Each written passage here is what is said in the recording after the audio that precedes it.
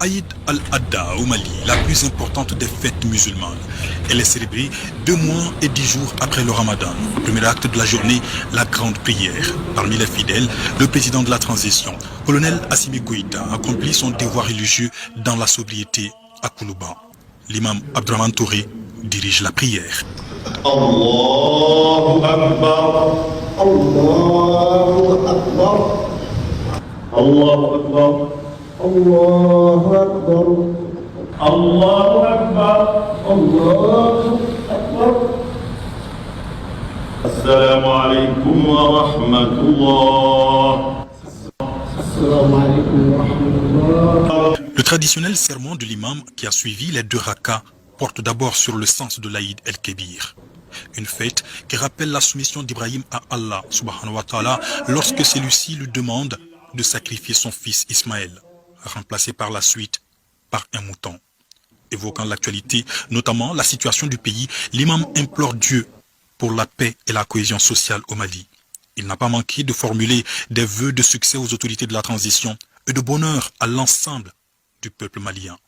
Ya Rabbi alaka jo awjin ko ya Rabbi alaka jo awjin ko anyo kalfa alama ya Rabbi alaka awasa alaka nabashi fo ya awla jamana alaka tanga alaka kishi nyani alafa alaka na jamana ndafir ya Rabbi ala bi fo femme majjan fa ede yo donc ateme bella jelenka nyani fa ika jamana kishi janfama ala jamana kishi janfama ala jamana kishi janfama an chimi fara beleka anye mindo anamba mindo amin ya rabbal alamin. Contexte du pays oblige, le président de la transition souhaitant une bonne fête à ses compatriotes salue leur résilience face aux multiples défis. Colonel Assimi Goïta se réjouit particulièrement de la mobilisation des Maliens pour le référendum du 18 juin dernier. Rendons grâce à Allah le Tout-Puissant qui nous a montré ce jour béni. Et surtout demander au Tout-Puissant Allah d'accepter toutes nos prières. Nos prières pour le repos éternel de nos disparus. Nos prières pour le vivre ensemble au Mali et surtout le retour de la paix et de la stabilité sur l'ensemble du territoire national. Je voudrais aussi saluer la résilience du peuple malien qui, depuis le 14 janvier, a démontré sa grande capacité de résilience face à l'adversité.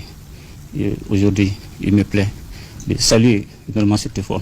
Et car c'est cette résilience aujourd'hui qui nous permet, aujourd'hui, surtout aux autorités de la transition, et c'est une source de stabilité pour le Mali, et surtout qui nous permet de se focaliser sur l'ensemble, c'est-à-dire de la défense de la patrie, de mener les opérations terrestres et aériennes, et surtout nous permettre de respecter la souveraineté du Mali, les choix stratégiques de nos partenaires, et surtout la défense des intérêts vitaux des peuples maliens.